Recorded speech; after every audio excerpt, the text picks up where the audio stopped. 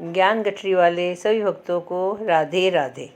जैसा कि आप सब जानते हैं कि आज 1 अक्टूबर बृहस्पतिवार पुरुषोत्तम मास की पूर्णिमा है। इस दिन सत्यनारायण जी की कथा कहने और सुनने से अनेकों पुण्यों की प्राप्ति होती है। बोलो सत्यनारायण भगवान की जय। भजमन नारायण नारायण नारायण, श्रीमन नारायण नारायण नारायण। बोलो सत्यनारायण भगवान की जय। एक समय नैमिषारण्य तीर्थ में शौनकादि 88,000 ऋषियों ने श्री शुक जी से पूछा, हे प्रभु, इस कलयुग में वेद विद्या रहित मनुष्यों को प्रभु भक्ति किस प्रकार मिलेगी तथा उनका उद्धार कैसे होगा? इसलिए हे मुनि, ऐसा कोई तप कहिए जिससे थोड़े समय में पुण्य प्राप्त होवे तथा मनवांछित फल मिले। वह कथा सुनने की हमारी इच्छा है। सर्वशास्त्र ज्ञाता जी श्री सूत जी बोले, हे वैष्णव में पूज्य, आप सबने प्राणियों के हित की बात पूछी है। अब मैं इस शेष व्रत को आप लोगों से कहूँगा, जिस व्रत को नारद जी ने लक्ष्मी नारायण से पूछा था और लक्ष्मीपति ने मुनिश्रेष्ठ नारायण से कहा था। सो ध्यान से सुनो। एक समय योगी राज नारद जी दूसरों के हित की इच्छा से अनेक लोकों में घूमते हुए मृत्युलोक में आ पहुँचे। यहाँ अनेक योनियों में जन्मे हुए प्राय सभी मनुष्यों को अपने कर्मों द्वारा अनेकों दुखों से पीड़ित देखकर सोचा, किस यत्न के करने से निश्चय ही प्राणियों के दुखों का नाश हो सकेगा। ऐसा मन में सोचकर विष्णु लोक को गए। वहाँ श्वेत वर्ण और 4 भुजाओं वाले देवों के ईश नारायण को देखकर, जिनके हाथों में शंख चक्र गदा और पद्म थे तथा वरमाला पहने हुए थे, स्तुति करने लगे। हे भगवान, आप अत्यंत शक्ति से संपन्न हैं। मन तथा वाणी भी आपको नहीं पा सकती। आपका आदि मध्य है, अंत नहीं है। निर्गुण स्वरूप सृष्टि के आदि भूत व भक्तों के दुखों को नष्ट करने वाले हो। आपको नमस्कार है, आपको नमस्कार है। नारद जी से इस प्रकार की स्तुति सुनकर विष्णु भगवान बोले, हे मुनिश्रेष्ठ, आपके मन में क्या है? आपका किस काम के लिए आगमन हुआ है? निसंकोच कहो। तब नारद मुनि बोले, मृत्यु लोक में जब मनुष्य जो अनेक योनियों में पैदा हुए अपने अपने कर्मों के द्वारा अनेक प्रकार के दुखों से दुखी हो रहे हैं, हे नाथ, मुझ पर दया रखते हो तो बतलाइए कि उन मनुष्यों के सब दुख थोड़े से ही प्रयत्न से कैसे दूर हो सकते हैं। श्री भगवान जी बोले, हे नारद, मनुष्यों की भलाई के लिए तुमने बहुत अच्छी बात पूछी है। जिस काम के करने से मनुष्य मोह से छूट जाता है वह मैं कहता हूँ, सुनो। बहुत पुण्य देने वाला स्वर्ग तथा मृत्युलोक दोनों में दुर्लभ एक उत्तम व्रत है। आज मैं प्रेमवश होकर तुमसे कहता हूँ। सत्यनारायण का यह व्रत अच्छी तरह विधि पूर्वक करके मनुष्य आयु पर्यंत यहाँ सुख भोग कर मरने पर मोक्ष को प्राप्त होता है। श्री भगवान के वचन सुनकर नारद मुनि बोले कि उस व्रत का फल क्या है, क्या विधान है, किसने यह व्रत किया है तथा किस दिन यह व्रत करना चाहिए, विस्तार से कहिए। भगवान बोले, दुख शोक आदि को दूर करने वाला, धन धान्य को बढ़ाने वाला, सौभाग्य तथा संतान को देने वाला, यह व्रत सब स्थानों पर विजय करने वाला है। भक्ति संतान को देने वाला यह व्रत सब स्थानों पर विजयी करने वाला है। भक्ति और श्रद्धा के साथ किसी भी दिन मनुष्य श्री सत्यनारायण जी की प्रातःकाल के समय ब्राह्मणों और बंधुओं के साथ धर्मप्राण होकर पूजा करे। भक्ति भाव से नैवेद्य, केले का फल, घी, दूध और गेहूं का चूर्ण सुवाया लेवे। गेहूं के अभाव में साठी का चूर्ण, शक्कर तथा गुड़ ले और सब भक्षण योग्य पदार्थ जमा करा के भगवान को अर्पण कर देवे तथा बंधुओं सहित ब्राह्मणों को भोजन करावे। पश्चात स्वयं भोजन करे। नृत्य गीत आदि का आचरण कर सत्यनारायण भगवान का स्मरण करते हुए समय व्यतीत करे। इस तरह व्रत करने पर मनुष्यों की इच्छा निश्चय पूरी होगी। विशेषकर कली काल में भूमि पर यही मोक्ष का सरल उपाय है। बोल सत्यनारायण भगवान की जय। श्रीमन नारायण नारायण हरि हरि, भजमन नारायण नारायण हरि हरि। दूसरा अध्याय। सूत जी बोले, हे ऋषियों, जिसने पहले समय में इस व्रत को किया उसका इतिहास कहता हूँ, ध्यान से सुनो। सुंदर काशीपुरी नगरी में एक अत्यंत निर्धन ब्राह्मण रहता था। वह भूख और प्यास से बेचैन हुआ नित्य पृथ्वी पर घूमता था। ब्राह्मणों से प्रेम करने वाले भगवान ने ब्राह्मणों को दुखी देखकर बूढ़े ब्राह्मण का रूप धरकर उसके पास आ जा आदर के साथ पूछा, हे विप्र, नित्य दुखी हुआ पृथ्वी पर क्यों घूमता है? हे शेष ब्राह्मण, यह सब मुझसे कहो।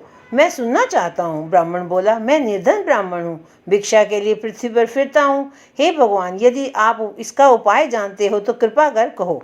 वृद्ध ब्राह्मण बोला कि सत्यनारायण भगवान मनवांछित फल देने वाले हैं, इसलिए हे ब्राह्मण तू उनका पूजन कर, जिसके करने से मनुष्य सब दुखों से मुक्त होता है। ब्राह्मण को व्रत का सारा विधान बतलाकर बूढ़े ब्राह्मण का रूप धारण करने वाले सत्यनारायण भगवान अंतर ध्यान हो गए। जिस व्रत को वृद्ध ब्राह्मण ने बतलाया है मैं उसको करूँगा, यह निश्चय करने पर उसे रात में नींद भी नहीं आई। वह सवेरे उठ सत्यनारायण के व्रत का निश्चय कर भिक्षा के लिए चला। उसको भिक्षा में बहुत धन मिला, जिससे बंधु बांधवों के साथ उसने सत्यनारायण भगवान का व्रत किया। इसके करने से वह ब्राह्मण सब दुखों से छूटकर अनेक प्रकार की संपत्तियों से युक्त हुआ। उस समय से वह ब्राह्मण हर मास व्रत करने लगा। इस तरह सत्यनारायण भगवान के व्रत को जो करेगा वह मनुष्य सब दुखों से छूट जाएगा। इस तरह नारद जी से नारायण का कहा हुआ यह व्रत मैंने तुमसे कहा। हे विप्रो, मैं अब और क्या कहूँ। ऋषि बोले, हे मुनीश्वर, संसार में इस ब्राह्मण से सुनकर किस किस ने इस व्रत को किया, हम सब यह सुनना चाहते हैं। इसके लिए हमारे मन में श्रद्धा है। सूर्य जी बोले, हे मुनियों, जिस जिसने इस व्रत को किया वह सब सुनो। एक समय एक ब्राह्मण धन और ऐश्वर्य के अनुसार बंधु बांधवों के साथ व्रत करने को तैयार हुआ। उसी समय एक लकड़ी बेचने वाला बूढ़ा आदमी आया और बाहर लकड़ियों को रखकर ब्राह्मण के मकान में गया। प्यास से दुखी लकड़हारा उनको व्रत करते देखकर ब्राह्मण को नमस्कार कर कहने लगा, आप क्या कर रहे हैं? इसके करने से क्या फल मिलता है? कृपा करके मुझसे कहो। ब्राह्मण ने कहा, सब मनोकामनाओं को करने वाला वह सत्यनारायण भगवान का व्रत है। इसकी कृपा से मेरे यहाँ धन धान्य आदि की वृद्धि हुई है। ब्राह्मण से इस व्रत के बारे में जानकर लकड़हारा बहुत प्रसन्न हुआ। चरणामत ले और प्रसाद खाने के बाद उस अपने घर को गया। लकड़हारे ने अपने मन में इस प्रकार का संकल्प किया कि आज नगर में लकड़ी बेचने से जो धन मिलेगा उसी से सत्यनारायण देव का उत्तम व्रत करूँगा। यह मन में विचार कर वह बूढ़ा आदमी लकड़ियाँ अपने सिर पर रखकर जिस नगर में धनवान लोग रहते थे वह ऐसे सुंदर नगर में गया। वहाँ उसे रोज की से ज़्यादा लकड़ियों का दाम मिला, पहले दिनों से चौगुना मिला। तब वह बूढ़ा लकड़हारा दाम ले और अति प्रसन्न होकर पक्के केले की पूली, शक्कर, घी, दूध, दही और गेहूं का आटा इत्यादि सत्यनारायण भगवान के व्रत की कुल सामग्रियों को लेकर अपने घर गया। फिर उसने अपने भाइयों को बुलाकर विधि के साथ भगवान की पूजा की और व्रत किया। उस व्रत के प्रभाव से वह बूढ़ा लकड़हारा धन, पुत्र आदि से युक्त हुआ और संसार के समस्त सुख को भोग कर बैकुंठ को चला गया। बोलो सत्यनारायण भगवान की जय। श्रीमन नारायण नारायण हरि हरि, श्रीमन नारायण नारायण हरि हरि। बोलो सत्यनारायण भगवान की जय। तीसरा अध्याय। सूत जी बोले, हे शेष मुनियों, अब आगे की कथा कहता हूँ, सुनो। पहले समय में उल्का नाम का बुद्धिमान राजा था। वह सत्य वक्ता और जितेंद्रिय था। प्रतिदिन देवस्थानों पर जाता तथा गरीबों को धन देकर उनके कष्ट दूर करता था। उसकी पत्नी कमल के समान सुंदर थी और सती साध्वी थी।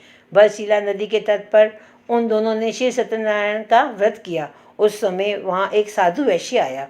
उसके पास व्यापार के लिए बहुत सा धन था। वह नाव को किनारे पर ठहरा कर राजा के पास गया और राजा को व्रत करते हुए देखकर विनय के साथ पूछने लगा, हे राजन, भक्ति युक्त चित्त से आप क्या कर रहे हैं? मेरी सुनने की इच्छा है, सो आप यह मुझे बतलाइए। राजा बोला, हे साधु, आपने बंधुओं के साथ पुत्र आदि की प्राप्ति के लिए यह महाशक्तिवान सत्यनारायण भगवान का व्रत और पूजन किया जा रहा है। राजा के वचन सुनकर साधु आदर से बोला, हे राजन, मुझसे इसका सब विधान कहो। मैं भी आपके कथा अनुसार इस व्रत को करूँगा। मेरे भी कोई संतान नहीं है, इससे निश्चय ही होगी। राजा से सब विधान सुन व्यापार से निवृत्त हो वह आनंद के साथ घर गया।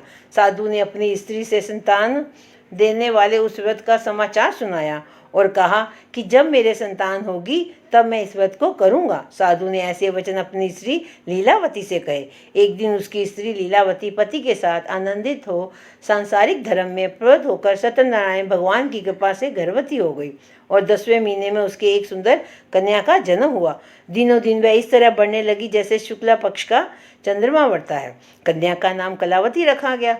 तब लीलावती ने मीठे शब्दों में अपने पति से कहा कि जो आपने संकल्प किया था भगवान का व्रत करूंगा, अब आप उसे करिए। साधु बोला, हे प्रिय, इसके विवाह पर करूँगा। इस प्रकार अपनी पत्नी को आश्वासन दे वह नगर को गया। कलावती पितृगृह में वृद्धि को प्राप्त हो गई। साधु ने जब नगर में सखियों के साथ अपनी पुत्री को देखा तो तुरंत दूत बुलाकर कहा कि पुत्री के वास्ते कोई सुयोग्य वर देखकर लाओ। साधु की आज्ञा पाकर दूत कंचन नगर पहुंचा।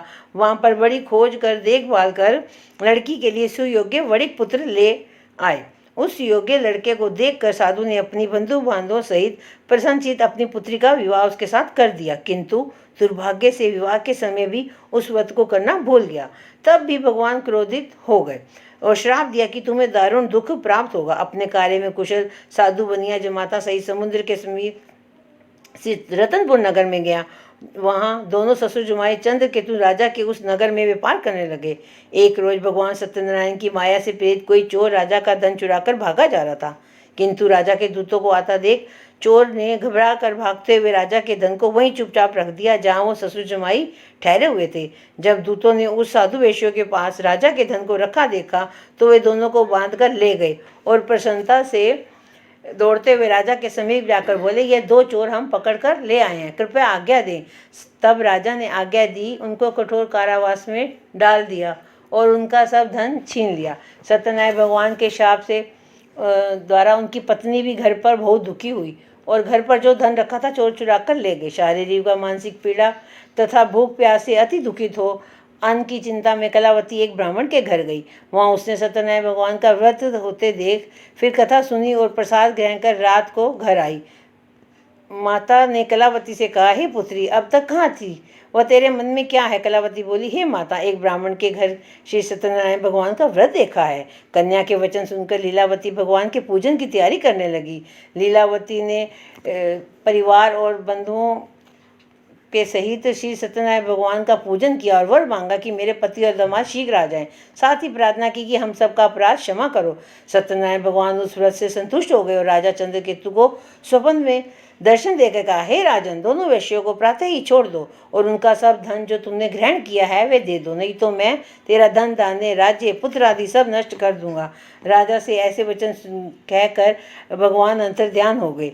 प्रातःकाल राजा चंद्रकेतु ने सभा में अपना स्वप्न सुनाया। फिर दोनों वणिक पुत्रों को कैद से मुक्त कर सभा में बुलाया। दोनों ने आते ही राजा को नमस्कार किया। राजा मीठे वचनों से बोला, हे महानुभाव, भाविवश ऐसा कठिन दुख प्राप्त हुआ है, अब तुम्हें कोई भय नहीं है। ऐसा कहकर राजा ने उनको नए नए वस्त्राभूषण पहनाए और उनका जितना धन लिया था उससे दोगुना धन दे आदर सहित विदा किया। दोनों वैश्य ने अपने घर को चल दिए। बोलो सत्यनारायण भगवान की जय। श्रीमन नारायण नारायण हरि हरि, श्रीमन नारायण नारायण हरि हरि। बोलो सत्यनारायण भगवान की जय। चौथा अध्याय।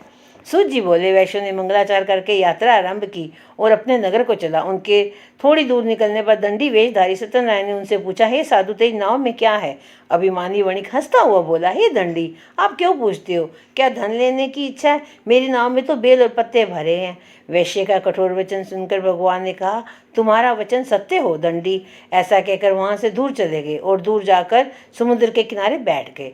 दंडी के जाने के बाद वैश्य ने नित्य क्रिया करने के बाद नाव को ऊंची उठी देख अचंभा किया और नाव में बेल पत्ते आदि देकर मूर्छित हो जमीन पर गिर पड़ा।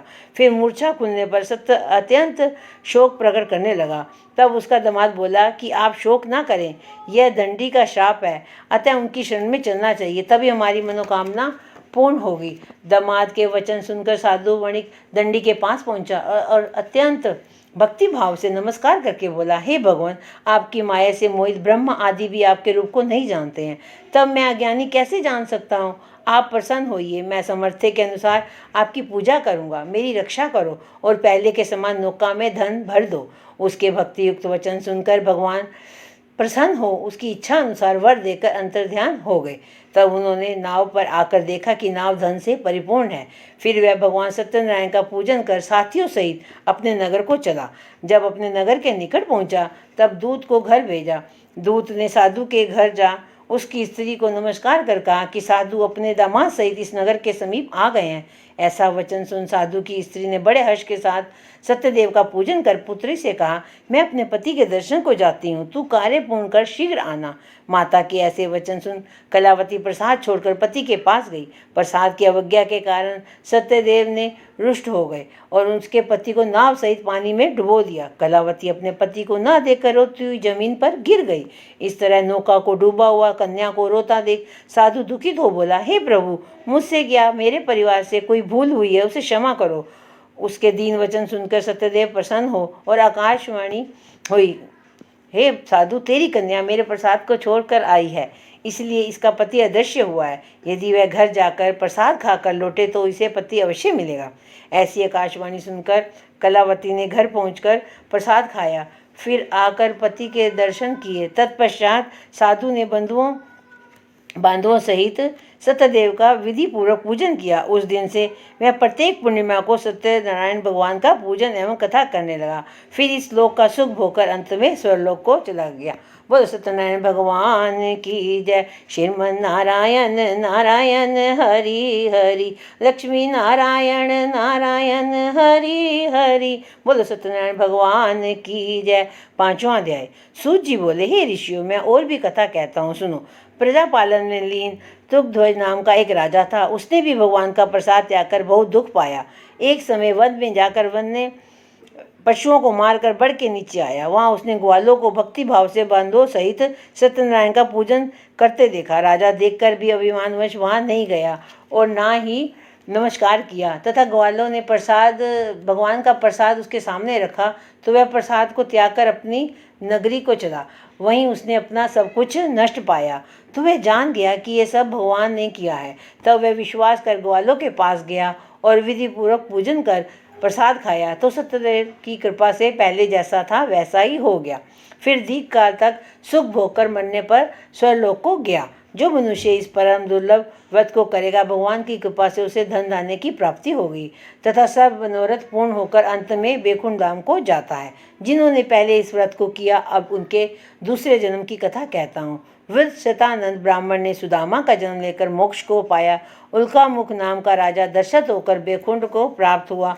साधु नाम के वैश्य ने मोर ध्वज बनकर अपने पुत्र को आरे से चीरकर मोक्ष को प्राप्त किया। महाराज तुगध्वज ने स्वयंभू होकर भगवान में भक्ति युक्त कर्म कर मोक्ष प्राप्त किया। इति श्री सत्यनारायण व्रत कथा संपूर्ण। बोलिए सत्यनारायण भगवान की जय। अब आरती, सत्यनारायण भगवान जी की आरती। श्रीमन नारायण नारायण हरि हरि। ओम जय लक्ष्मी रमणा स्वामी, जय लक्ष्मी रमणा। सत्यनारायण स्वामी, सत्यनारायण स्वामी, जनपातक हरदा। ओम जय लक्ष्मी रमणा। रतन जड़ित सिंहासन, अद्भुत छवि राधे स्वामी, अद्भुत छवि राधे। नारद करत निरंतन, नारद करत निरंतन, घंटा ध्वनि बाजे। ओम जय लक्ष्मी रमणा। प्रगट भये कलि कारण, द्विज को दर्श दियो स्वामी, द्विज को दर्श दियो। बूढ़ो ब्राह्मण बन कर कंचन मैल कियो। ओम जय लक्ष्मी रमणा। दुर्बल बील करालो, इन पर कृपा करी स्वामी, जन पर कृपा करी। चंद्र चूड़ई राजा, तिनकी विपत्ति हरी। ओम जय लक्ष्मी रमणा। वैश्य मनोरथ पायो, शरदा तज दीनी स्वामी, शरदा तज दीनी। सो फल भोग्यो प्रभु जी, फिर स्तुति कीधी। ओम जय लक्ष्मी रमणा। भाव भक्ति के कारण छिन छिन रूप धर्यो स्वामी, छिन छिन रूप धर्यो। शरदा धारण कीनी, तिनके काज सरयो। ओम जय लक्ष्मी रमणा। ग्वाल बाल संग राजा वन में भगति करी, स्वामी वन में भगति करी। मन वांछित फल दीना, दीन दयाल हरि। ओम जय लक्ष्मी रमणा। चढ़त प्रसाद सवायो, कदली फल मेवा, स्वामी कदली फल मेवा। धूप दीप तुलसी से, राजी सतदेवा। ओम जय लक्ष्मी रमणा। श्री सत्यनारायण जी की आरती जो कई नर गावे, स्वामी प्रेम सहित गावे। कहत शिवानंद स्वामी मन वांछित फल पावे।